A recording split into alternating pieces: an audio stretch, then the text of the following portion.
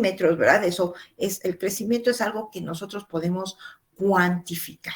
O, por ejemplo, si estuviéramos haciendo un experimento de cómo en las primeras clases que veíamos algunas cosas de experimentos que se han hecho con plantas, ¿verdad? Y que veíamos, por ejemplo, el efecto de un microorganismo, pues veíamos que si un microorganismo se lo inoculamos a una planta, pues lo que esperamos es que crezca mejor o que, por ejemplo, forme más frutos, por ejemplo, ¿verdad? Y esos cambios son cuantitativos. Uno puede medir, pues, que creció más la plantita, que formó más frutos, ¿verdad? O incluso uno puede, pues, al final uno quita las plantitas y puede pesar la biomasa y entonces decir, bueno, este pesa más porque yo hice este cambio en el cultivo, ¿verdad? Entonces el crecimiento son cambios cuantitativos. Pero, ojo, también hay un proceso que conocemos como diferenciación y eso va a ser bien importante ya cuando empecemos a ver las cuestiones de cultivo in vitro, porque son cambios cualitativos. Y entonces, cuando ustedes hagan su cultivo in vitro, pero si no se contamina, así ahora sí, récenle al Dios de, no sé, del trabajo en asepsia, a ver a cuál nos encomendamos para que tengan éxito en su cultivo, pues vamos a ver una serie de cambios cualitativos que conocemos como diferenciación. Y, por ejemplo, ese pedacito de planta que ustedes van a sembrar, pues pueden ver si forma la parte de las yemitas, hojitas, si forma raíces. Y eso se conoce como la diferenciación, ¿verdad? Y esos son cambios cualitativos, ¿sí? Que no son cuantificables, pero sí los podemos observar y estar pendiente de que sucedan, ¿verdad? Entonces hay dos cuestiones bien importantes, el crecimiento y la diferenciación. Durante la vida fíjense, y aquí pongo el ciclo, pues aquí tenemos un arbolito, es un arbolito de durazno, y vemos que hay una serie de cambios que podemos ver, crecimiento o diferenciación. Aquí está como el ciclo de vida de este arbolito, en que empieza a formar flores y empieza a formar frutos.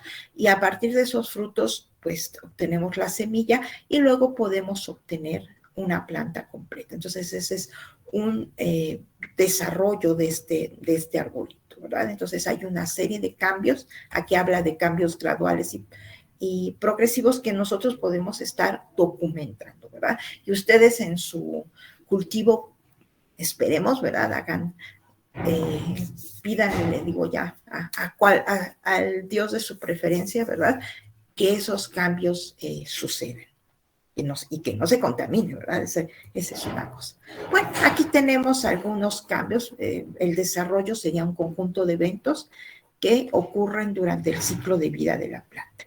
Y fíjense, aquí está lo que les decía en la diapositiva anterior. Esto sería el conjunto de eventos que nosotros podríamos documentar en el transcurso del crecimiento de una planta, que van desde la germinación, empieza a crecer la plantita, empieza a tener una planta adulta, madurar, y alguno de los procesos de maduración pues sería, por ejemplo, la formación de flores, obviamente después de frutos, y pues también tenemos un proceso de senescencia, ¿verdad? Aquí algunos de los cambios que nosotros podríamos documentar en una planta a lo largo de su vida. Eso llamamos el ciclo de vida de la planta.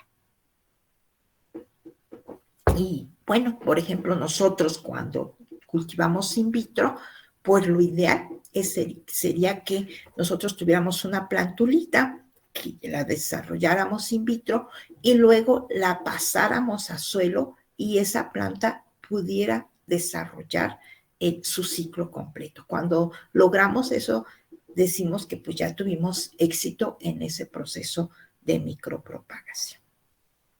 A ver, ¿qué cambios esperamos que aparezcan a lo largo del desarrollo y diferenciación de las plantas? Pues cambios en forma. Aquí, por ejemplo, tenemos pues un tejido epidérmico, ¿verdad? Y vean unas células características de la epidermis, estas que no tienen cloroplasto y estas que tienen cloroplastos. Aquí ya hubo proceso de diferenciación, ¿sí? Y estos que son estomas, ¿verdad? Pues lo que están permitiendo, recuerden, es el intercambio gaseoso. Entonces aquí hay cambios de forma dentro de un mismo tejido, ¿verdad? Un mismo tejido puede diferenciarse a formar algún otro tipo de estructura. Pero también, chicos, podemos tener ya dentro de la planta, aquí tenemos muy claro, pues es una plantita de una orquídea, ¿verdad? Pues aquí tenemos un estado vegetativo, ¿sí? O sea, hablamos de estado vegetativo cuando solo tenemos hojas, ¿verdad? Eso lo ha visto pues mucho en las plantas de su casa. Hay veces que, pues, híjoles, nos cuesta un montón de trabajo que pasen a un estado de floración. Pero entonces, pues a veces hay plantas que, pues, generalmente se mantienen o es bien difícil que nosotros observemos las flores, ¿verdad? Y uno tiene ahí que ver qué hace con esa planta para lograr el proceso de floración, ¿sí? Bueno, aquí está pasando de este estado vegetativo a un estado de floración.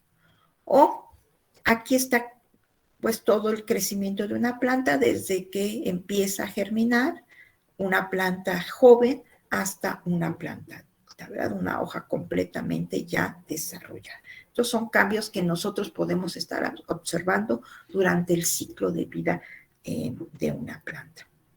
Y fíjense, hay algunos de estos cambios, pues que uno los puede documentar de una manera más precisa, pues por ejemplo, viendo si hay cambio en organelos, si hay cambio, si hay un proceso de diferenciación en los tejidos. Y por ejemplo aquí, el ejemplo clásico en el caso de organelos, pues son los proplastidios, ¿verdad? Que pueden, dependiendo del sitio de donde se encuentren, diferenciarse a organelos maduros. Por ejemplo, un etioplasto que no tiene ningún tipo de pigmento, el cloroplasto que hablamos de él, ¿verdad? Un amiloplasto que acumula almidón o un cromoplasto, ¿verdad? Y cada uno de estos, dependiendo del sitio en donde se encuentren, va a tener una función diferente e incluso va a tener, fíjense, aquí habla de caracteres, pues puede tener moléculas, macromoléculas. Va a tener un tipo de pigmentos, unas enzimas muy particulares para que pueda hacer fotosíntesis. O, por ejemplo, el amiloplasto, que tiene una función bien característica, por ejemplo, en raíces o en órganos de almacenamiento y que va a acumular almidón. O el cromoplasto, que también se encuentra en zonas bien particulares de la planta y que va a acumular un tipo de pigmentos diferente que el cloroplasto, ¿verdad? Entonces aquí un proceso de diferenciación a nivel de organelo, ¿verdad? Pero fíjense, aquí tenemos un proceso de diferenciación en los tejidos, también eso lo podemos documentar. Entonces tenemos vasos del tejido de xilema, ¿verdad? En el cual hay un proceso de diferenciación en estos vasos. Y fíjense, de ser una célula que tiene núcleo, que tiene citoplasma, que tiene organelos, etcétera, empieza a crecer, la vacuola se está haciendo grande hasta que en el proceso de total diferenciación y en el que ya es funcional para la planta, para transportar agua y sales minerales, pierde todo el citoplasma y solo queda la pared secundaria. Este es un proceso de diferenciación que ya a lo mejor no lo llamamos así, pero que sí vimos que los vasos de xilema en su madurez solo tiene paredes secundarias y no tiene ya citoplasma. Igual aquí en el parénquima fotosintético, pues que esperaríamos que haya una vacuola muy grande y un montón de cloroplastos. También un proceso de diferenciación en otro tipo de tejidos. Y entonces, pues ya hemos hablado o hemos visto estos procesos sin mencionarlo. Todos estos procesos son bien importantes porque, por ejemplo, ya cuando está uno cultivando in vitro, pues uno puede documentar que puede estar pasando esto dentro del cultivo in vitro que uno está realizando. Por eso es importante, pues, saber estos conceptos, ¿verdad? Pues otra vez, acá el desarrollo, dice conjunto de eventos que ocurren durante el ciclo de vida ya lo habíamos comentado, ya lo habíamos visto, bueno, hay un crecimiento y en ese crecimiento, y vamos a ver cómo sucede ese crecimiento, pues hay un proceso en que se está alargando la célula y vamos a ver cómo se alarga, y también hay un proceso de división celular, ¿sí? Aquí está, pues, luego puede haber un proceso de diferenciación, y aquí ya lo veíamos en la diapositiva anterior, que puede ser a nivel de célula, que algunos organelos se estén diferenciando dependiendo del sitio donde esté esa célula, o de tejido, ¿verdad? El tejido también sufre un proceso de diferenciación. Y eso, pues a veces a lo mejor no lo documentamos tanto, pero eso está ocurriendo, pues, de una manera activa cuando estamos haciendo estos procesos biotecnológicos.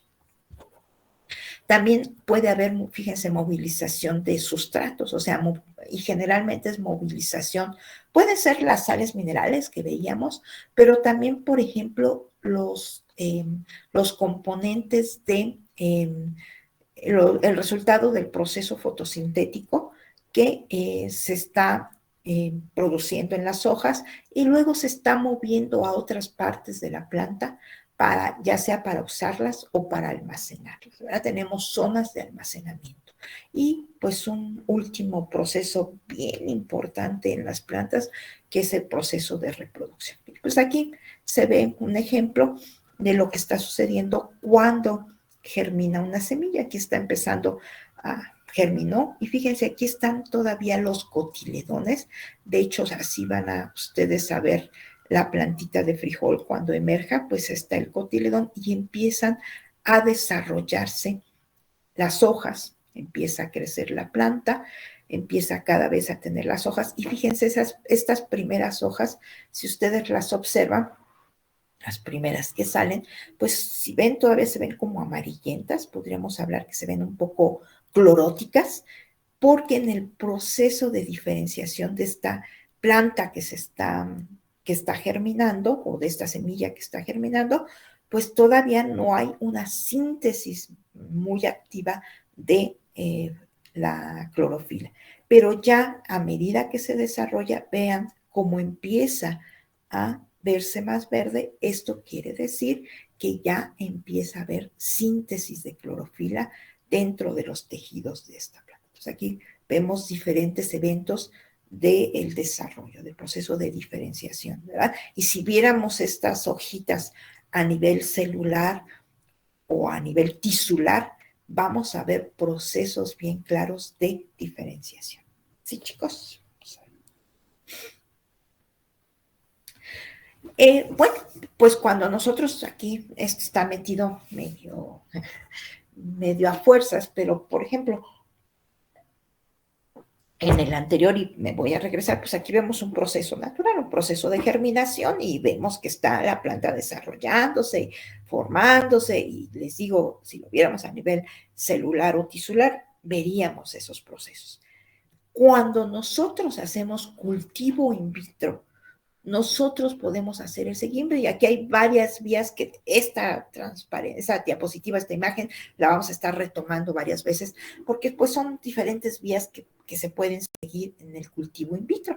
Uno toma un pedacito de la planta que uno quiere propagar, micropropagar, cultivar in vitro, que se conoce en explante, y uno puede pues diferenciar una planta adulta, ¿verdad? Y tenemos una planta adulta aquí, ¿verdad? Aquí tenemos esta planta adulta.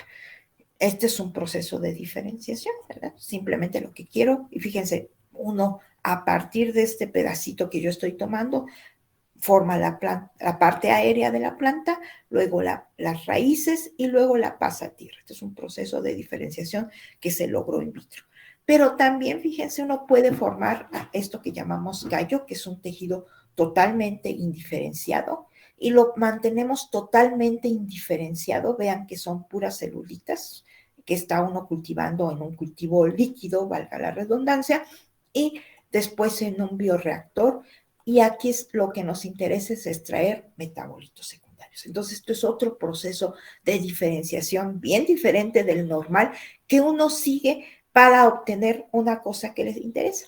O, fíjense, estas células que son totalmente indiferenciadas, también por un proceso, y todo esto, fíjense, todas estas vías las hace manejando cuestiones de modificando las hormonas. Vamos a ver que también esto de las hormonas vegetales, cómo juega uno con las hormonas vegetales, y entonces uno a partir de estas células obtiene embriones. Y ahorita vamos a ver, cuando veamos en lo que es un embrión en una planta, pues obtiene embriones in vitro. Y a partir de estos embriones in vitro, uno puede obtener semillas artificiales, fíjense, y esta fue una vía totalmente diferente. O a partir de, y estos los guarda ya, bueno, ya tiene semillas artificiales, o directamente los lleva a uno a la formación de una planta. ¿Sí? Entonces, aquí en los anteriores hemos visto como procesos de diferenciación que ocurren normalmente, y acá les estoy refiriendo porque es importante que vean pues cómo es el desarrollo de la planta, porque aquí vamos en biotecnología vegetal, vamos a jugar con una serie de procesos de diferenciación para obtener lo que uno quiere, y vamos a ver cómo se hace, ¿sí? Bueno, eso es un proceso, diferentes procesos de diferenciación aquí en cultivo in vitro. Bueno, esto lo voy a ver rápido, ¿verdad? No. Hay una serie de patrones y hay una serie de condiciones que me van a determinar cómo es una planta, ¿verdad?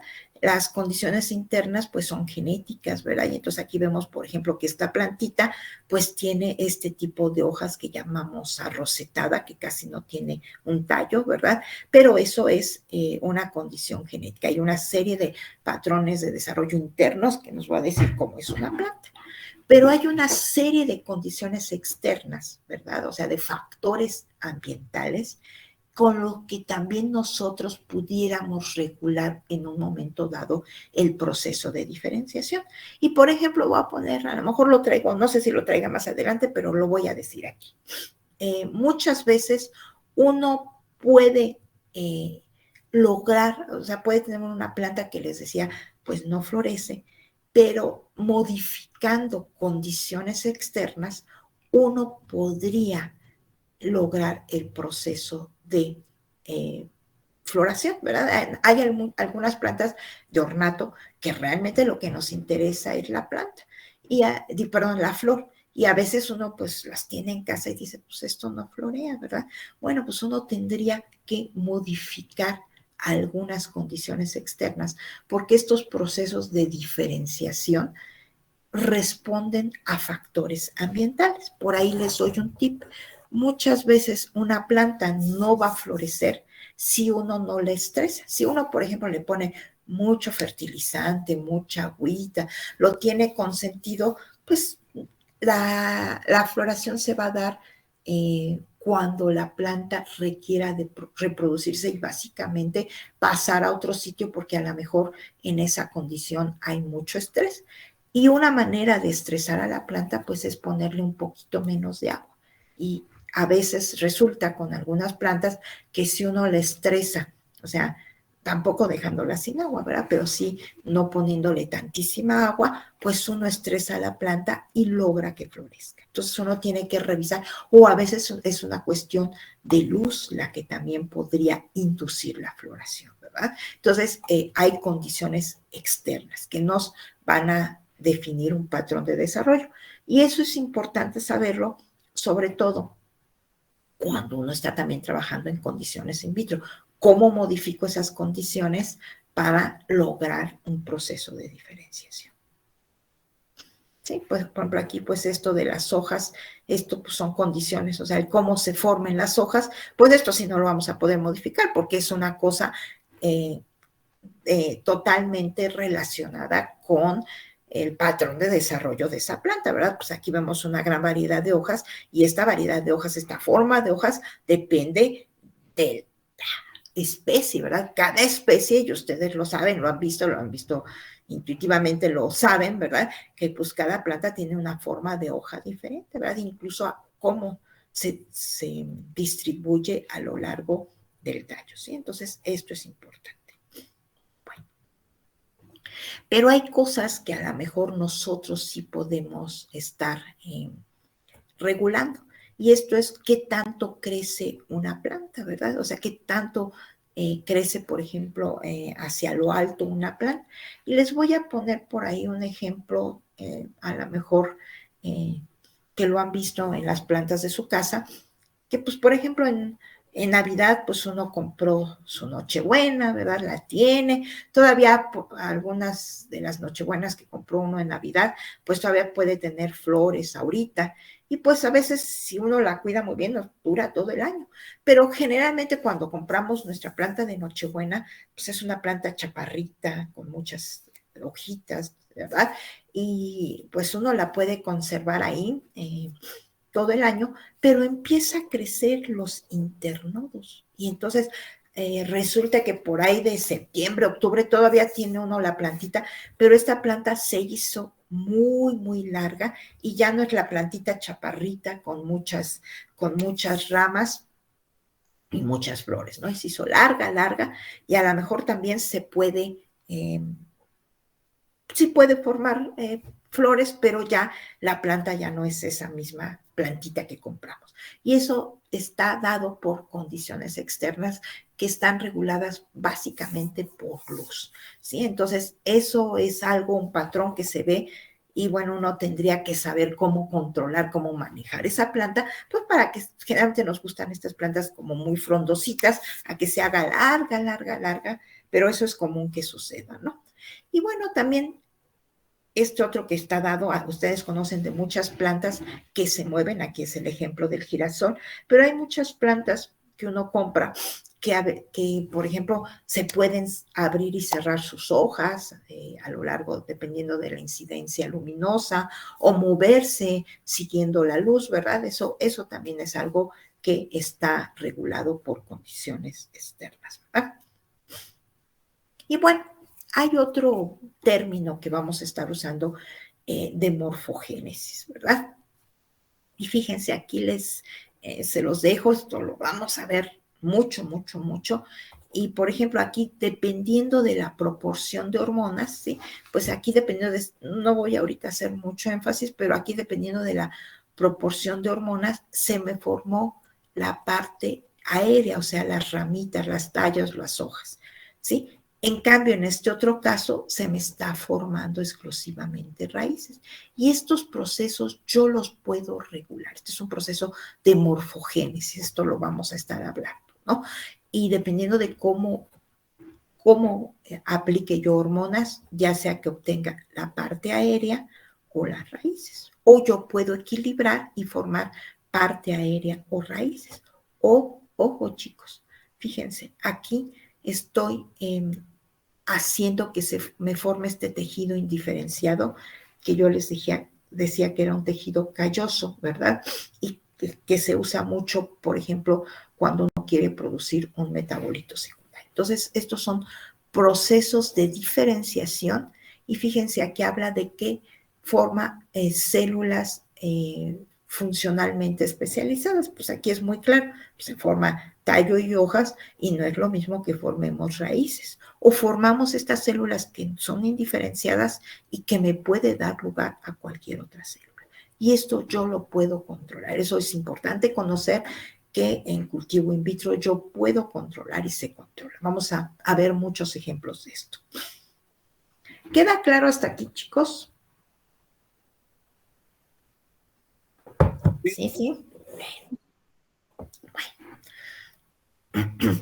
Bueno, aquí otra vez, ¿cuáles serían las cosas? Bueno, estas serían lo que yo controlo para que haya el proceso de morfogénesis y mucho de esto yo lo estoy controlando con las hormonas que estoy poniendo en mi medio de cultivo, ¿sí?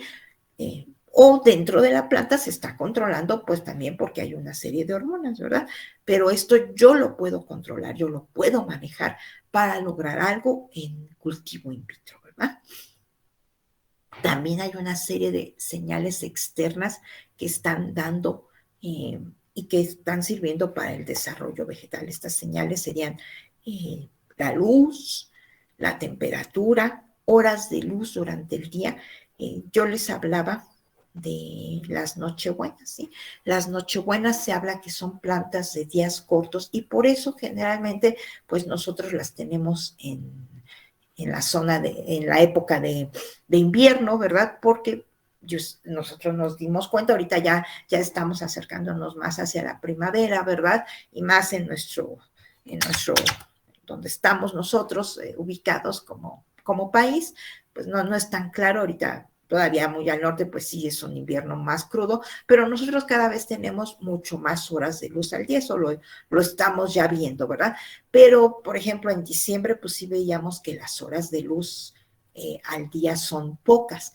Eh, Desde octubre una cosa así empieza a suceder. Bueno, estas plantas responden a eso, ¿sí? Son lo que conocemos plantas de días cortos y entonces florecen cuando estamos dando pocas horas de luz, ¿sí? Entonces, pues eso es algo bien importante saber.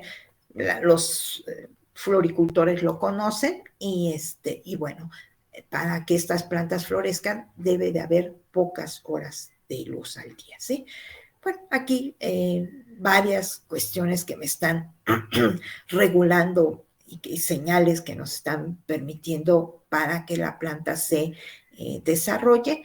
Y pues aquí está señalado algo bien importante para que yo pueda manejar ese desarrollo vegetal, que son las hormonas, ¿verdad? Las hormonas vegetales. En las próximas clases pues vamos a hablar sobre ellas, ¿verdad?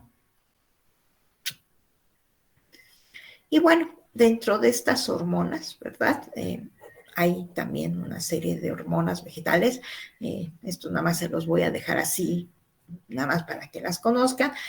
Hay 5 grupos principales de hormonas, aunque hay algunos otros que por ahí les voy a mencionar, pero estas son las 5 principales, que son auxinas, giberelinas, citocininas, ácido abscísico y etileno.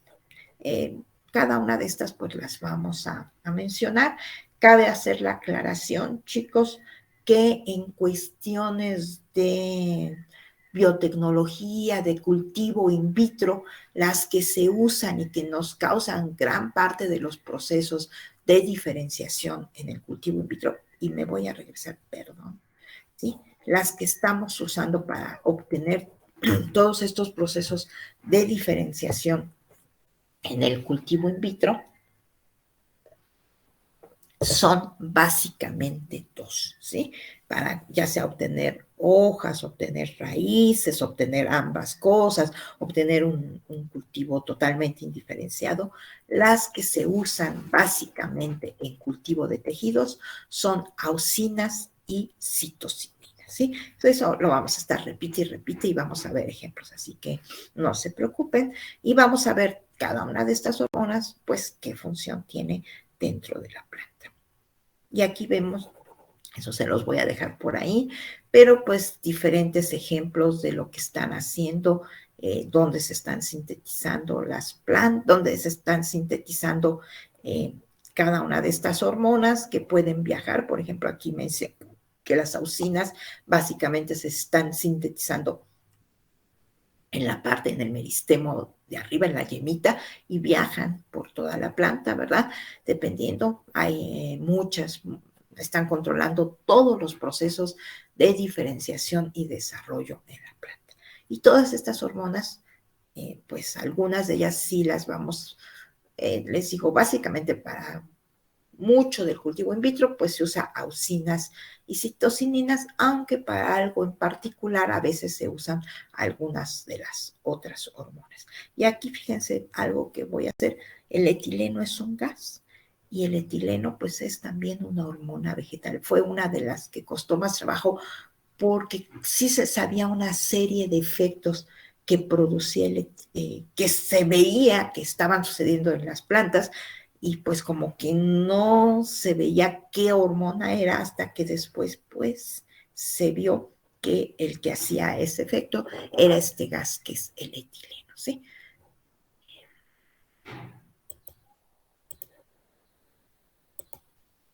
Bueno, pues esto Básicamente es todo lo que necesitábamos saber de los procesos de desarrollo y diferenciación. Nosotros los vamos a estar viendo dentro de la planta, ¿verdad? Es bien importante que sepamos, porque cuando empecemos a ver artículos, empecemos a ver ya procesos claramente de biotecnología, vamos a estar viendo que se documentan en todos los procesos de cultivo in vitro estas cuestiones de diferenciación.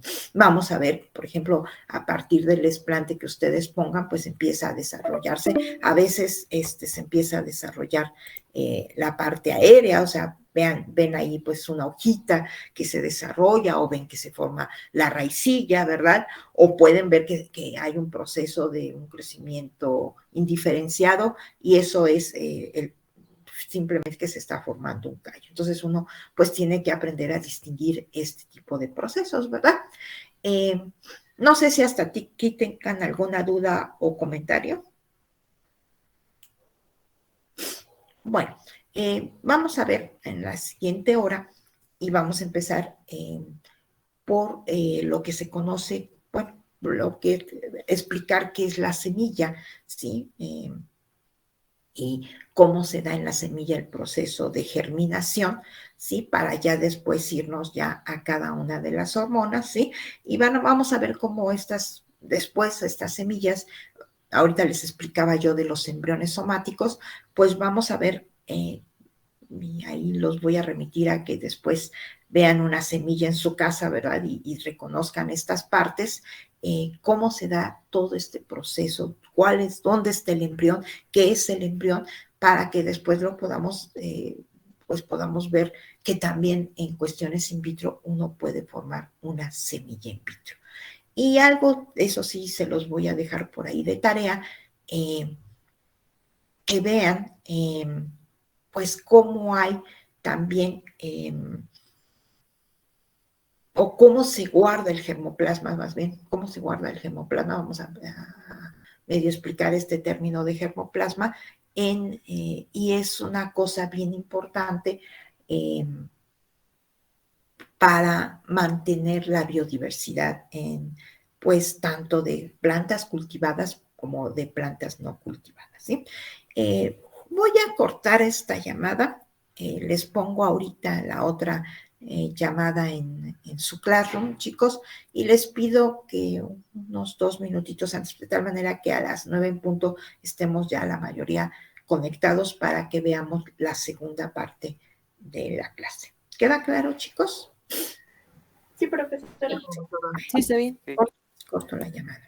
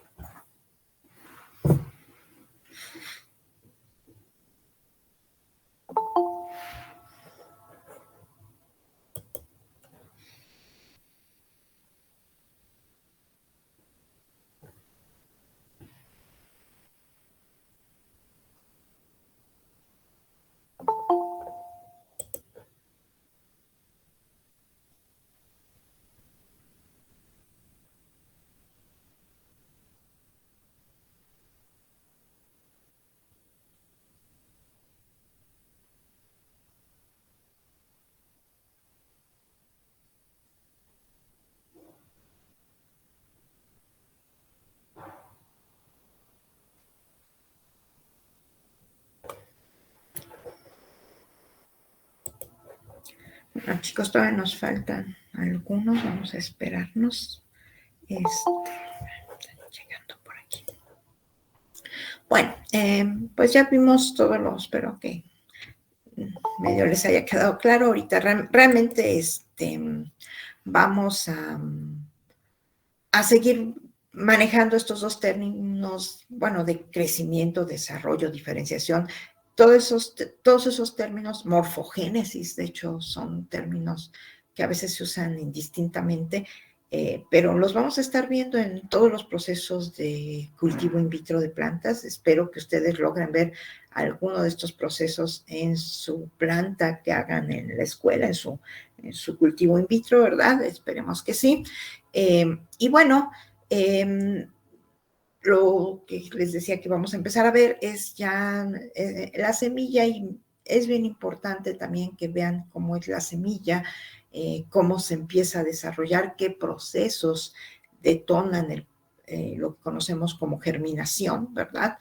Y porque después también, como les mencionaba yo en la pues, en la presentación anterior, también puede uno obtener lo que se conoce como un embrión somático, ¿sí? O sea, un embrión somático es aquel que no pasó por un proceso de reproducción, mientras que los embriones que nosotros vemos en las semillas, pues son embriones que sí pasaron por un proceso de reproducción. O sea, la semilla se forma a partir de que hay un proceso de reproducción. Bueno, vamos a empezarle.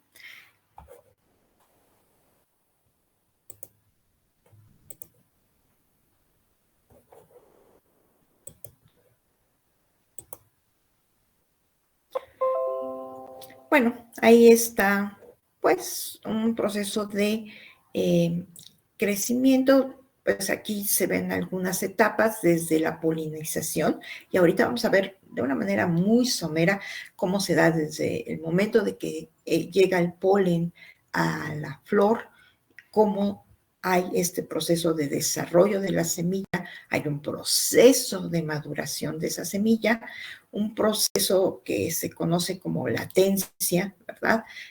A veces muy mal traducido en algunos libros le hablan de un proceso de dormancia, pero pues la verdad es una traducción espantosa. Una semilla necesita un proceso pues de latencia, de reposo para que pueda empezar a desarrollarse.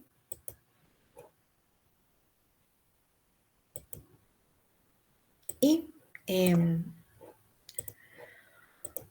hay un proceso, bueno, después de ese proceso de latencia, vamos a ver qué detona el proceso de germinación, y luego pues ya tenemos el proceso de crecimiento de la planta. Este proceso de crecimiento de la planta pues ya lo veíamos en las diapositivas anteriores, ¿verdad? Como hay todo el proceso de crecimiento. Pero esto sería pues el proceso de desarrollo de la planta desde que hay polinización hasta que hay un proceso de germinación. Pero bueno, vamos a ver exactamente cómo se forma ese famoso embrión, ¿verdad? Y aquí vamos a hablar de un embrión normal, un embrión que se produce por un proceso de reproducción sexual, ¿verdad? Y después les voy a mostrar ejemplos de cómo hay este proceso de formación de embrión somático. Entonces vamos a ver qué ocurre cuando hay el proceso de fecundación y cómo se forma la semilla. Pues aquí se ve en esta parte, lo voy a hacer grandecito, está llegando el polen. El polen está llegando al órgano femenino de la planta, ¿verdad? El polen sería la parte masculina de la planta y tiene dos núcleos. Aquí apenas se alcanza a ver, aquí está, que conocemos como núcleos espermáticos. Fíjense, aquí está llegando el polen, ¿sí? Está llegando, y por cualquier proceso de polinización. Ahora está muy de moda platicar que las abejas, que son bien importantes, pues sí, o sea, llegan, o sea, cuando toman y no todas las plantas se polinizan, hay plantas que se polinizan mediante ese, chico, por ahí alguien más, ya, pero que ya sé, última persona. Qué bueno.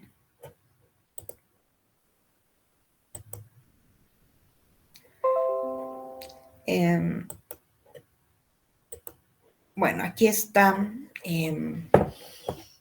Les comentaba, pues hay varios procesos de polinización, ¿verdad? La polinización, fíjense, pues puede ser por aire, tal cual por aire, sí, es muy común. Y por ejemplo, la gente que es alérgica, pues a este tipo de cosas, pues hay cierta época del año en que empieza a haber mucho polen en el ambiente. Entonces, cuando uno anda caminando donde hay muchos árboles, pues las personas que son alérgicas, pues empiezan a presentar síntomas porque hay muchos pólenes en el aire. Hay plantas que así transportan su polen, ¿verdad? Habrá otras plantas que requieran polinizadores y los polinizadores pueden ser diferentes insectos, entre ellos las abejas, no solo las abejas son polinizadores y también hay plantas, por ejemplo, hay muchas plantas de desierto, muchas cactáceas, que los polinizadores son los murciélagos. Entonces hay muchos, también algunos pájaros pueden ser polinizadores. Entonces lo que se requiere es que ese polen que se está produciendo en otra planta llegue a esto que sería el órgano femenino. Y aquí empieza a haber un crecimiento de lo que se conoce, se habla como de una germinación de ese polen. Fíjense, llegó aquí el polen y empieza a haber el crecimiento de lo que conocemos como el tubo polínico. Y aquí van dos núcleos, fíjense, aquí están señalados dos núcleos. Aquí se habla, una vez de que el grano llegue al estigma, que es esta parte del gineceo, no voy a meterme en muchos problemas, o sea, es el órgano femenino, y va a crecer por aquí, que es el estigma, ¿verdad? Llega hasta la parte del ovario. O sea, fíjense, está creciendo el tubo polínico que lleva dos núcleos y llega hasta donde están los óvulos, aquí en la parte femenina de la planta, ¿sí? Y fíjense, estos dos óvulos, y aquí ocurre un proceso bien importante, pero ojo chicos, solo para las angiospermas. ¿Alguien me quiere recordar cuáles serían las angiospermas? O sea, son las plantas superiores, ¿sí? Las plantas superiores, las plantas que tienen semilla, que tienen flor. ¿En qué dividimos estas dos angiospermas? ¿Se acuerdan de esa división que hicimos?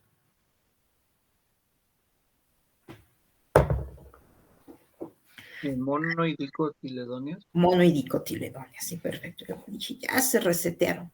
No se reseteen, que acuérdense que el viernes es el examen. Bueno, pues aquí, fíjense, en estas plantas va a haber un proceso que se conoce, ojo chicos, ojo, como doble fecundación en angiosperma, ¿sí? Este es el proceso de reproducción sexual en estas plantas, ¿verdad? En estas plantas que forman semilla, ¿verdad? Eso es bien importante, y son mono y dicotiledóneas, que ya veían ustedes. Y ¿cuál es ese proceso de doble fecundación? Uno de los núcleos del polen, aquí está como núcleo espermático, este sería el masculino, se une con un núcleo que está aquí dentro del ovario, es uno de los óvulos que se conoce como ósfera. Entonces este es el masculino y este es el femenino. A lo mejor cuando lo tengan por ahí, pues lo pueden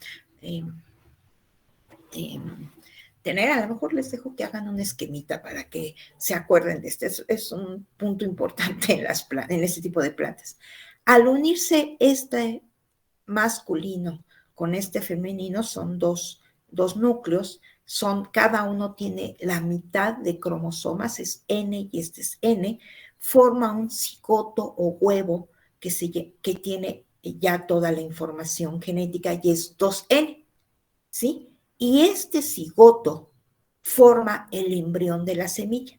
¿Queda claro esto? ¿Sí? Aquí, esto es el origen del embrión, del famoso embrión, ¿sí? Sí. Y ojo, chicos, este embrión es 2N, o sea, tiene características de la parte masculina y de la parte femenina. Esta es la reproducción sexual, pero no ocurre exclusivamente eso en una semilla, sino que el otro núcleo, porque acuérdense que aquí a la hora siempre he mencionado que van 2 núcleos, el otro núcleo masculino, de espermático, se une con 2 núcleos secundarios que aquí están dentro del ovario de estas plantitas, y entonces se une uno con 2 núcleos y se forma un tejido 3N, ¿sí? Entonces se une uno masculino más 2 femeninos, cada uno de ellos tendría N, o sea, la mitad de la información genética, y va a formar un tejido 3N, ¿sí? Porque son 1 más 2, pues 3, ¿verdad? Ese tejido 3N va a formar las sustancias de reserva de esa semilla, ¿sí?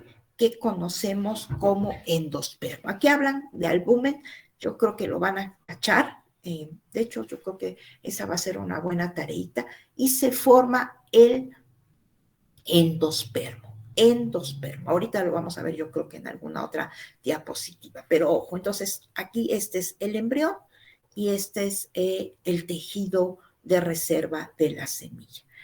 ¿Cómo lo podemos visualizar? Y a ver, déjenme ver si en la siguiente diapositiva antes. Bueno, aquí es un proceso de embriogénesis somática y ese embrioncito va a pasar por varios, me voy a regresar. Primero tenemos aquí el cigoto, es o sea,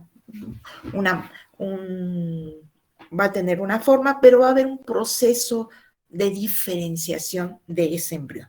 Y ojo, chicos, aquí tenemos ese proceso de diferenciación, no se lo tienen que aprender, simplemente se los muestro porque estos son un proceso de diferenciación en un embrión somático. Esto lo estamos logrando en un cultivo in vitro, pero es el proceso de diferenciación que sigue un embrión normal. Entonces tenemos, aquí es pues una masa indiferenciada, luego se forma este que le llaman corazón, que tiene forma de corazón, luego se forma una que llaman torpedo y luego ya se forman los cotiledones, ¿sí? Esto es el proceso de diferenciación en un embrión somático, pero ocurre lo mismo este proceso de diferenciación en el proceso de formación de la semilla. Aquí lo saqué de un artículo y también vean cómo empieza a crecer. Ya cuando lo tengan la presentación, a lo mejor la pueden observar mucho mejor, pues está el proceso de diferenciación, empieza a crecer las celulitas y aquí está formando ya el proceso de corazón, empiezan a formar los cotiledones y ya está el pequeño embrioncito que se está formando, ¿verdad? Aquí el proceso de diferenciación de ese embrión. Aquí son ejemplos de embriones somáticos. Esto se logra jugando, ¿verdad? Con las concentraciones en cultivo in vitro. Vamos a ver que hay muchos procesos de cultivo in vitro de plantas que llegan a formar estos embriones somáticos, ¿verdad? Bueno, aquí vamos a ver ya en sí la semilla. Dice, resultado de transformaciones del ovario para producir un fruto maduro. Hay una serie de cambios químicos estructurales en donde están involucrados fitohormonas, ¿sí? Y dice, este proceso es la semilla y es el órgano de dispersión y perpetuación. Es bien importante la semilla. Aquí hago énfasis en esto, chicos, porque es importantísimo para una planta formar la semilla, porque va a permitir no solo dispersarse, sino poder perpetuarse, o sea, poder formar otras plantas similares, ¿sí? Entonces, dice, representa la culminación reproductiva. Entonces, fíjense, perdón que me regrese. Bueno, aquí está ocurriendo el proceso normal, es el proceso de reproducción sexual en plantas, en donde por un lado nos va a formar el embrión y por otro lado los tejidos de almacenamiento. Todo eso forma una semilla y aunque a lo mejor me voy a adelantar, piensen y a lo mejor si no se los dejo de tarea, ¿verdad? Una tarea que no me tienen que entregar resultados, pero a ver si la pueden hacer, pues poner, a lo mejor de los frijolitos que ponen a germinar, pues ponen a remojar unos y eso a lo mejor pues lo han visto, lo que se desprende cuando pone uno a veces a remojar los frijoles, pues es lo que cubre a la semilla que se conoce como testa. Yo creo que más adelante lo voy a ver. Bueno, adentro, esas dos pedacitos que se desprenden, porque pues recuerden que o el frijol es una dicotiledonia, ese concepto ya lo habíamos visto, pues esos dos pedacitos serían el tejido de almacenamiento, ¿sí? En el caso de las dicotiledonias, pues serían ese tejido de almacenamiento. Y ahí se los encargo que por favor a ver si lo pueden hacer o ver. Se abre esos dos cotiledones y en medio de esos dos cotiledones hay como una especie de una plantita chiquitita. Ese sería el embrión que está ya formado. De tal manera que cuando nosotros ponemos ese frijolito a germinar, pues empieza a salir la nueva planta, ¿verdad? Eso es lo que tenemos en una semilla. ¿Sí? Este simplemente es cómo se está desarrollando el puro embrión. Ya cuando está totalmente desarrollado, pues aquí se ve ya muy desarrollado, es como una pequeña plantita, que cuando se dan las condiciones adecuadas, empieza a germinar, ¿verdad? Bueno, entonces, pues aquí simplemente pongo lo que es la semilla y la importancia de esa semilla para la planta, ¿verdad? Y bueno, aquí precisamente lo que les explicaba, pues vamos a tener tres partes principales de una semilla. Aquí tenemos una dico y aquí tenemos una monocotiledonia. En la dico, fíjense, aquí está el frijolito, que a ver, ojalá que lo puedan observar en su casa, pues la cubierta de la semilla se conoce como testa o cubierta. A veces esta cubierta es muy, muy gruesa. Ahorita voy a poner ahí algunos ejemplos. Luego tenemos una zona en donde hay sustancias de reserva, que aquí en el caso, ojo chicos, de las dicotiledonias se llaman cotiledones, ¿sí? Cada una es un cotiledón y estas serían la sustancia de reserva. ¿Queda claro? ¿Sí? Sí. ¿Sí? Y esta plantita que traten de verla en un frijolito que pusieron a remojar, pues esta plantita se abre el frijolito, quedan las dos partes, son los cotiledones, que son las sustancias de reserva, y estas sustancias de reserva, chicos, puede haber muchas, por ahí vamos a hacer una practiquita más adelante, en donde ustedes puedan observar las sustancias de reserva, pero por ejemplo, pues dependiendo de la planta, por ejemplo, es algo que sabemos hasta intuitivamente, que, por ejemplo, todas las leguminosas, como sería el caso del frijol, pues son importantes en nuestra dieta porque tienen un muy buen contenido de proteínas. Entonces, aquí, por ejemplo, este frijolito va a tener como sustancia de reserva una gran cantidad de proteínas, ¿verdad? Aunque también tiene bastante almidón. ¿Alguna otra leguminosa que recuerden? Las lentejas. Las lentejas, ¿verdad? También nos las recomiendan en nuestra dieta, pues porque tiene un buen contenido de proteínas. Bueno, va a haber en estas sustancias de reserva, ojo, puede haber proteínas, puede haber almidón o puede haber lípidos. Y hay muchas semillas que acumulan una gran cantidad de lípidos y que nosotros las usamos como fuente de aceite, generalmente de aceite para cocina. A ver, recuerden algún tipo de aceite para cocina con la que usamos para freír y esto, que provenga pues de alguna semilla. A ver, ¿qué tipo de aceites conocen? ¿Aceites de qué?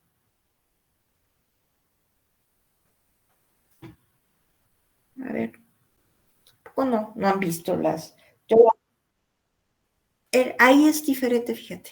Ahorita se los explico y casi pensé que me iban a decir ese, pero no. A ver, los que usamos más para freír, así como de uso común. O sea, el de oliva es como más elegantito, ¿no? El de que usamos diario, el que tenemos ahí para freír cualquier cosa. Creo que es de maíz, ¿no? Puede haber de maíz, aunque no tiene tantos lípidos. A ver, ¿cuál otro aceite? ¿De qué otra cosa? ¿De qué otra semilla? ¿De soya? De soya. ¿De qué otra cosa? ¿De girasol? De girasol, ¿verdad? Esas serían, por ejemplo, el girasol es una de este tipo de semillas que tiene una gran cantidad de lípidos aquí precisamente en esta zona y se usa para extraer aceites, ¿verdad?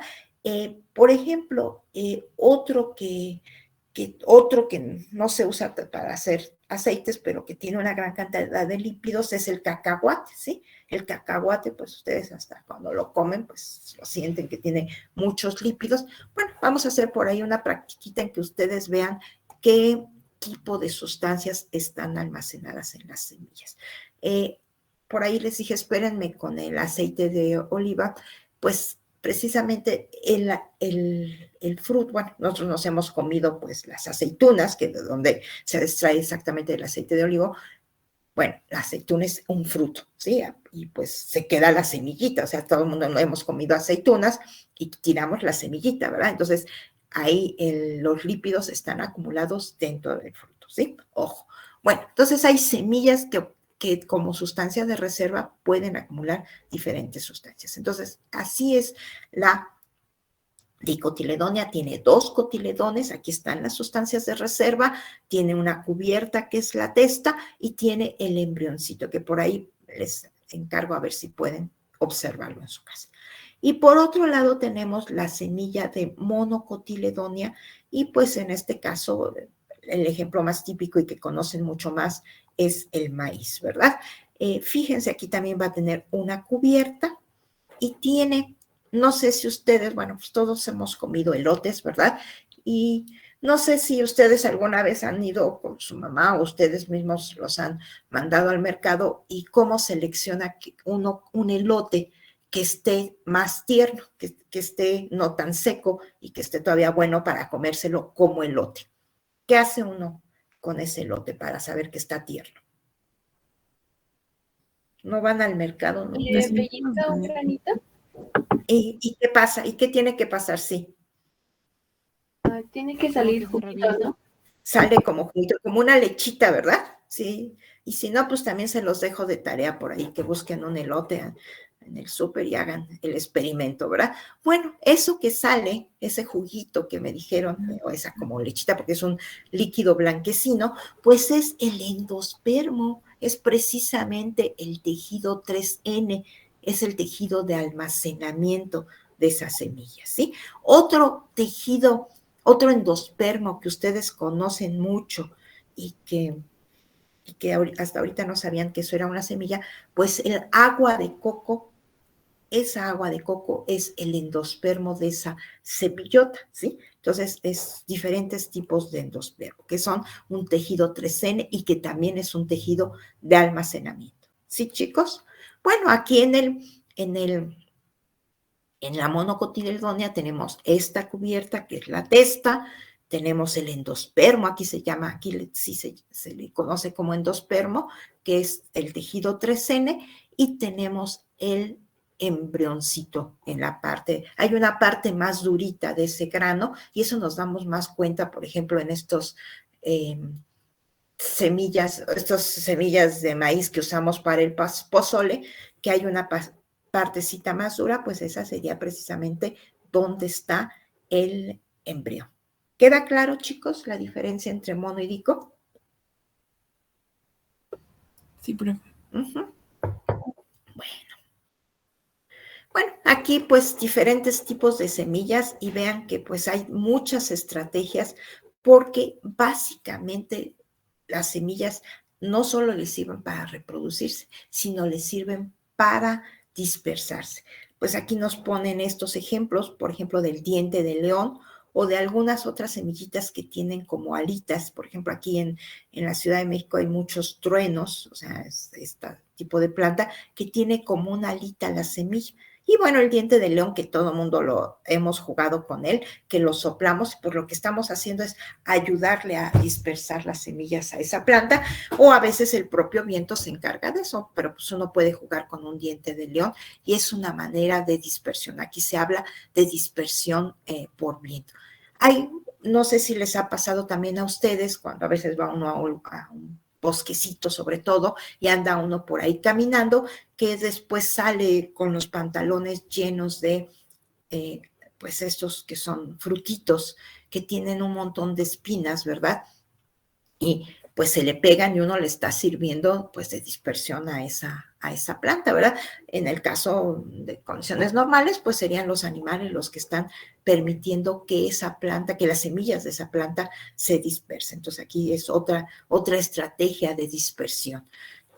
Otras que pueden ser dispersadas por el agua, y un ejemplo es el coco, ¿verdad? Que generalmente cae, flota en ríos y bueno, pues va a germinar a otros sitios, ¿sí? También el agua es un sistema de dispersión.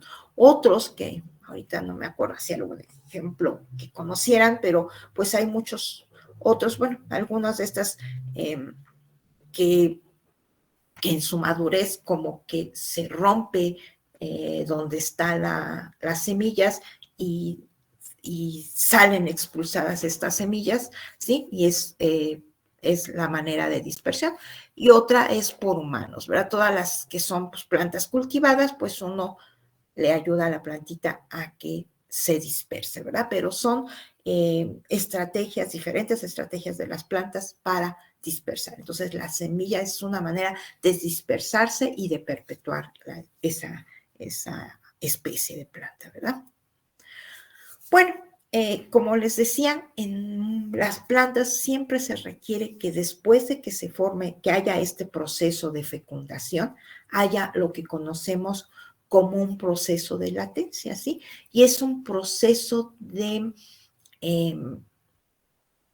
pues en que está que la semilla no germina y sobre todo le sirve no solo de maduración a esa semilla, o sea, para que se formen todos los metabolitos que se van a necesitar para cuando empiece a crecer la nueva planta, sino que también pueda germinar cuando las condiciones ambientales sean las adecuadas. Y ahorita voy a poner algún ejemplo. Y bueno, esta semilla es pues realmente un órgano, una parte de la planta bien importante porque está con todas las funciones suspendidas, está totalmente desecada, no tiene agua, ¿verdad? Y está como sin crecimiento, podríamos decir, ¿no? Bueno, y va a estar ahí cuando las condiciones sean adversas. Un ejemplo clásico, típico que uno pone en estos casos es, por ejemplo, las plantas de desierto. Las plantas de desierto van a formar la semilla y van a permanecer latentes hasta que haya agua.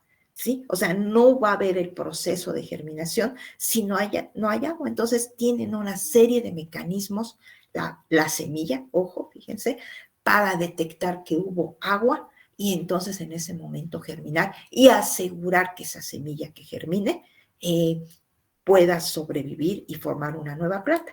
Por ahí seguramente han visto algún video de alguna zona de desierto en la que no hay nada, y en cuanto se desata la primera lluvia, pues inmediatamente germina todo y se ve todo floreciendo o creciendo plantitas, ¿verdad?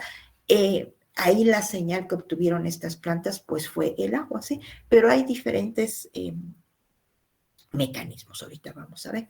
Y fíjense aquí algunos mecanismos de latencia, o sea, que están inducidos para evitar que la semilla germine. Sí, no sé si alguno de ustedes conoce estos frijolitos, que es el colorín, son frijoles rojitos muy bonitos. ¿Nadie los conoce? Sí, bueno, los he visto. Ujú. A veces los ve uno. Hay unos similares, este es el colorín, antes había mucho de esta planta en la Ciudad de México y hubo así como plagas y ya no se ve tanto, da unas flores rojas muy bonitas. En provincias sí se alcanza a ver todavía mucho de estos colorines, incluso hay gente, sobre todo, si no mal recuerdo, en el estado de Morelos, yo las he visto en Cuernavaca, que venden la flor y que se come la flor, ¿no? La flor se hace como tortitas capeadas, así, y no saben mal, ¿verdad? Pero estos frijolitos, fíjense, hay varios de estos frijolitos, o sea, leguminosas, que tienen la cubierta súper gruesa y evita la entrada de agua. Entonces, muchos mecanismos es evitar la entrada de agua, ¿sí? Y no va a germinar hasta que no pues logre que entrar el agua. Esto también, al ser tan grueso, no puede salir la radícula. La radícula es la raíz embrionaria o interfiere en el intercambio de gases, ¿verdad? O puede haber inhibidores. A ver, déjenme ver si viene la otra. Entonces aquí les explico. Por ejemplo, en muchos de estos que tienen la cubierta muy gruesa, ¿sí? Pues a veces, hace muchos años, pues hicimos así algunas prácticas en el laboratorio y estos colorines o este tipo de muchas leguminosas, sobre todo leguminosas silvestres, pues no van a germinar, chicos, hasta que no sumerja uno esta semillita en ácido clorhídrico, así, ácido clorhídrico sulfúrico concentrado. Imagínense de lo que estamos hablando, ¿no? Ese ácido pues ya disuelve esta cubierta y entonces uno las pone en agua y ya germinan, ¿no? Pues estas plantas están, fíjense, seleccionadas, es un mecanismo de la planta para poder dispersarse. Estas semillitas solo van a germinar en condiciones naturales para cuando pasa por el tracto digestivo de un animal que se está comiendo esta semilla. Entonces el animal se come la planta, sobre todo el fruto es el que se come, digiere todo el fruto, la semilla es disuelta la testa cuando pasa por el tracto digestivo. Acuérdense que en nuestro estómago hay muchos ácidos y luego pues ya no les digo cómo la desecha el animal cuando hace todas sus funciones por otro lado y entonces esta plantita ya puede germinar, ¿verdad? Esa es una manera natural de química, se habla de destrucción de esta testa o en condiciones del hombre, ¿verdad? Hay plantas cultivadas que a veces requieren y entonces lo que se hace es escarificar, o sea, como lijar la semillita para que pueda germinar. Y eso en algunas semillas de cultivo hay que hacerlo, ¿no? O fíjense, muchas plantas de desierto, ¿sí? Pueden tener inhibidores en la superficie para evitar que germine. Y entonces solo va a germinar cuando hay una lluvia abundante que lava esos inhibidores. Y esa es la manera como la planta detecta, ya se quitaron esos inhibidores, yo ya puedo germinar y hay suficiente agua en el ambiente. Esas son cosas que han ido evolucionando para que estas semillas germinen en condiciones adecuadas, ¿sí?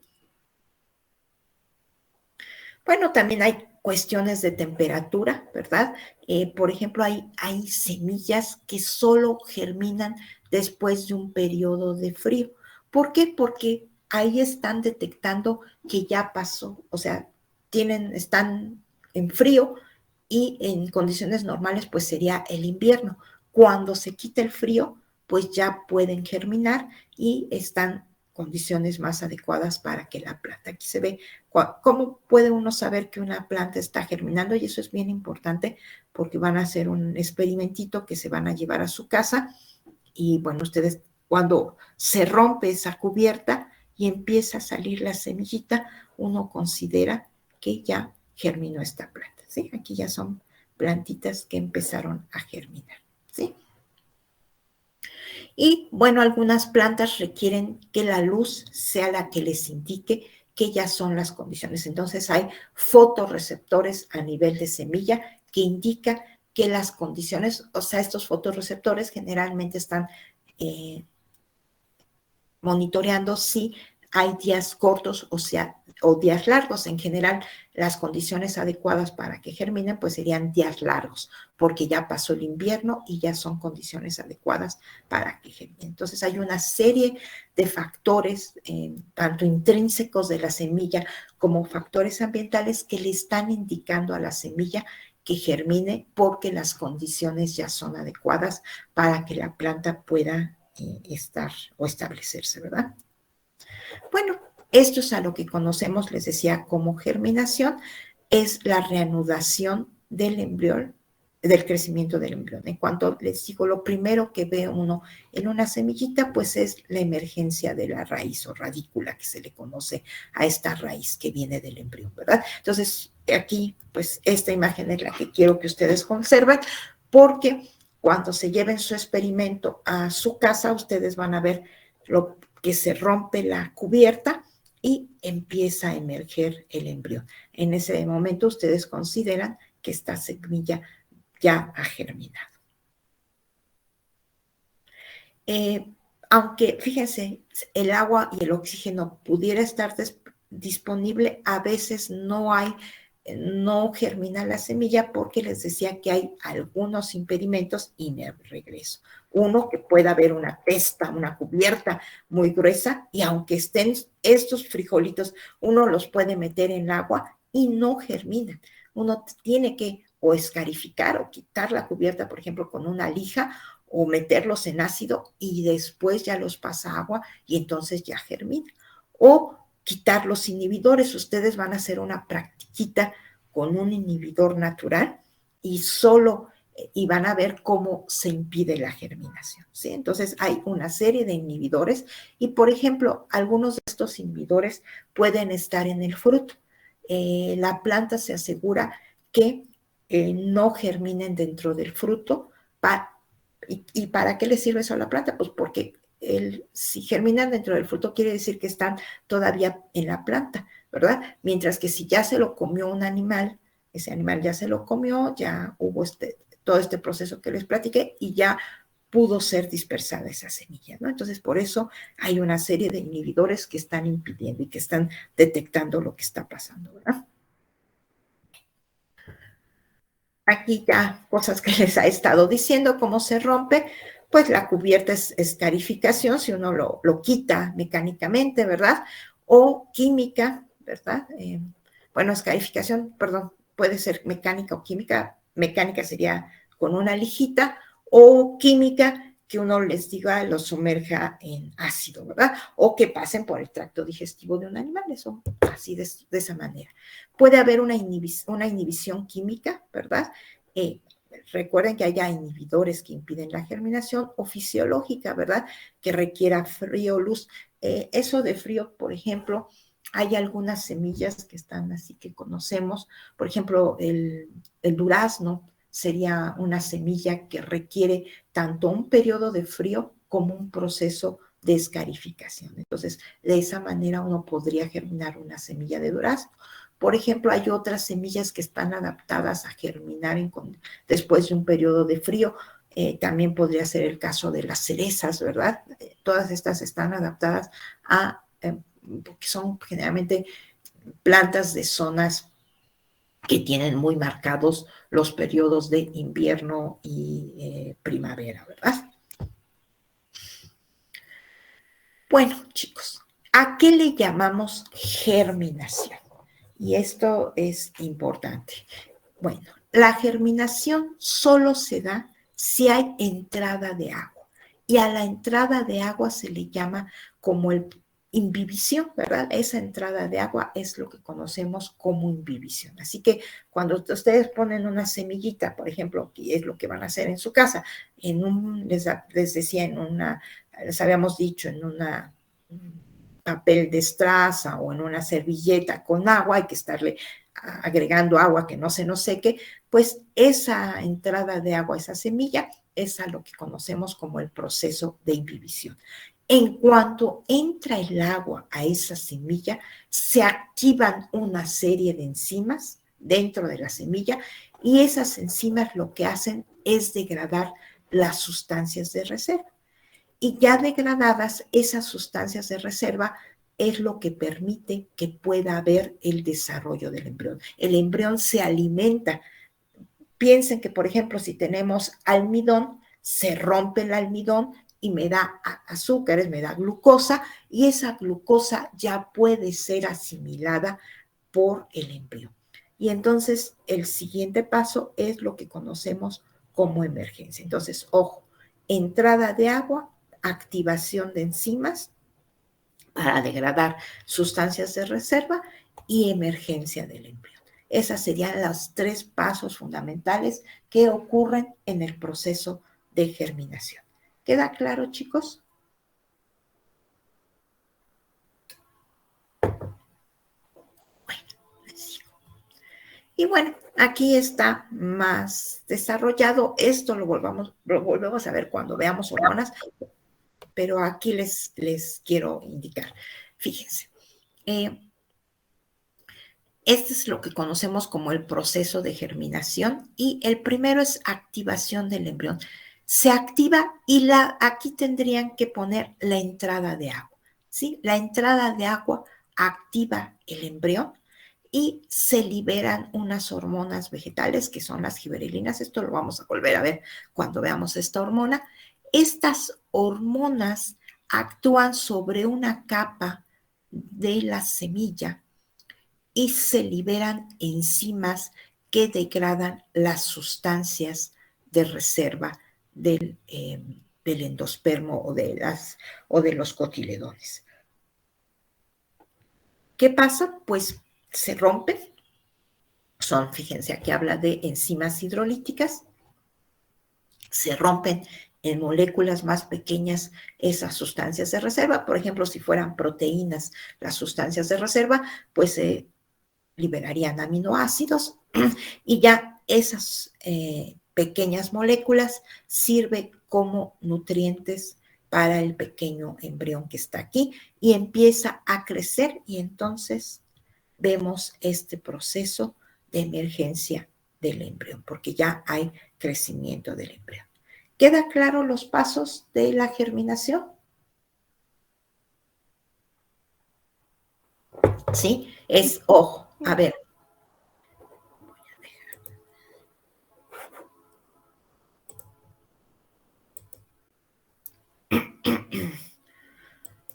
A ver, repítanme, ahora sí que repitan después de mí. ¿Cuáles serían los 3 pasos fundamentales que distinguimos en el proceso de germinación?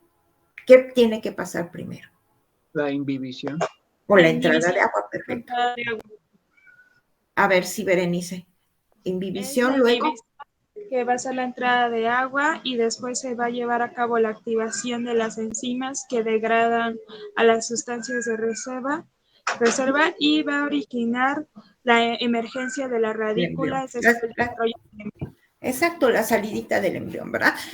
Bueno, pues eso es, y ustedes, ¿cómo detectan? Pues van a ver, les digo que vamos a hacer una practiquita y eso sí, ya más adelante, para que vean tanto cuáles son las sustancias de reserva en las semillas y se van a llevar unas cajitas a su casa para que vean cómo están, cómo podemos inhibir el crecimiento de con sustancias que son inhibidoras. Por ahí ya después platicaremos de eso, ¿sí? Ya cuando veamos la práctica en sí. Bueno, vamos a seguir. Nos faltan creo que unas cuantas. Déjenme. Bueno, este es el proceso de germinación. Y bueno, aquí no voy a hacer demasiado énfasis, simplemente que vean que es diferente el proceso de germinación. Eso es lo que van a ver ustedes cuando germinen. Acuérdense que tienen que germinar un frijolito, va a empezar a salir el frijolito y se conservan los cotiledones, chicos. Y aquí, cuando crece la plantita, y eso sí va a ser importante, ustedes van a necesitar para ya el experimento que van a hacer de nutrición mineral, una planta aproximadamente de 10 centímetros. Y va a conservar, quedan los restos del cotiledón, que se conoce como hojas cotiledonales. Para hacer su experimento de nutrición mineral, ustedes van a eliminar estos cotiledones, ¿sí? Ojo, ustedes tienen que eliminar estos cotiledones porque en estos cotiledones es donde tenemos las sustancias de reserva. Y entonces, si se las dejamos, pues la plantita empieza a hacer trampa porque está tomando aquí, pues, las sustancias de reserva. Esto, ya me acordé, lo explicaba un poco la maestra Arce el día que estaba explicando la práctica de nutrición y mineral y lo que ustedes iban a hacer en su casa. Bueno, entonces ustedes germinarían el frijolito y obtendrían una plantita aproximadamente de 10 centímetros, ¿verdad? Y bueno, aquí es un poquito diferente la germinación de las monocotilones. Me voy a regresar. Vean aquí cómo sí sale la semillita y queda arriba, ya en la parte superior de la planta, cómo empieza a crecer y queda arriba en la parte superficial.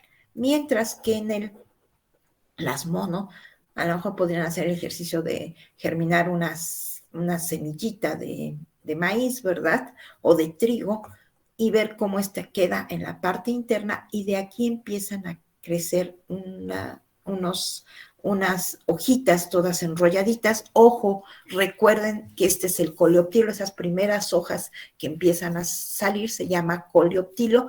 Vean cómo es diferente, aquí no tenemos unas hojas cotiledoras, el cotiledón queda adentro del suelo, y de todas maneras de aquí están tomando al inicio del crecimiento de esta planta, aquí está tomando las sustancias de reserva. ¿Sí, chicos? Bueno, pues esto sería en general lo que son las semillas, cómo se forma. Algo que me interesa, por ahí les voy a dejar un ejercicio, algo que me interesa, les voy a subir estas dos presentaciones para que les sirva de estudio, ¿verdad? Y les voy a dejar un ejercicio. Y el ejercicio se refiere a esto, fíjense. Esas semillas, chicos, son lo que conocemos como germoplasma, ¿sí? Y hay una bóveda, voy a dejar de compartir esta y me voy a ir a la otra porque la otra presentación que tengo trae más cositas. Déjenme, ya nos van a cortar, espero que me den rápidamente, les platico. Bueno, estas semillas se han guardado en una bóveda que a lo mejor ustedes han oído hablar, en donde están todas las semillas de importancia de cultivo. Así que si ocurre alguna desgracia o una guerra como la que ahorita estamos viendo, o guerras, por ejemplo, en Siria, estaban guardadas sus semillas aquí, y ya luego cuando no hay problemas, pues uno puede recuperar de esa bóveda y están guardadas una gran cantidad de semillas. En esta presentación que les voy a enviar están unas direcciones de videos de YouTube, chicos, que quiero que vean para que vean de qué se trata esta manera de conservar el germoplasma, la biodiversidad. En este caso son semillas de cultivos.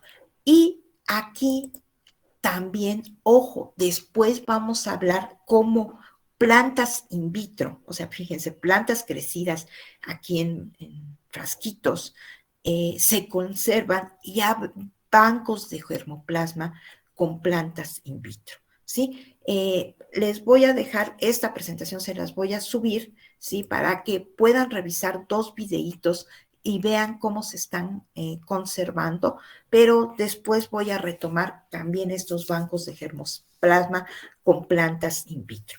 Les voy a dejar esa presentación, se las voy a subir porque ahí vienen al final unas preguntas que yo quiero que ustedes vean los videos, vean cómo se conserva ese germoplasma y vean cómo sirve esto para cultivar la biodiversidad tanto de plantas de cultivo como también podría conservarse la biodiversidad de diferentes plantas. De tal manera que en cultivos in vitro, y eso lo revisaremos más adelante, por ejemplo, pues países como Costa Rica, pues han conservado la biodiversidad, por ejemplo, de sus orquídeas. Hay una gran diversidad de orquídeas en Costa Rica y bueno, pues ahí las conservan. Hay, por ejemplo, centros, aquí en México en particular, el centro del CIMIT de mejoramiento de trigo y maíz, ¿verdad?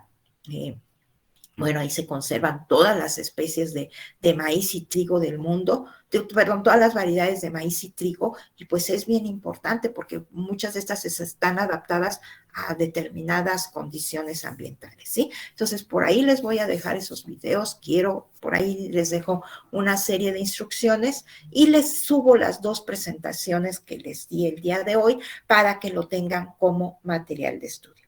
¿Queda claro hasta aquí, chicos? Sí, profesora.